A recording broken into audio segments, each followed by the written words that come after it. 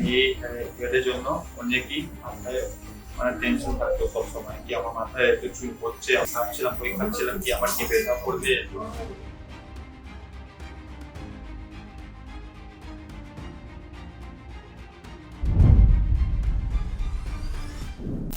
আমার নাম রাজেন নজর, আমি ব্যারাকপুরে থাকি।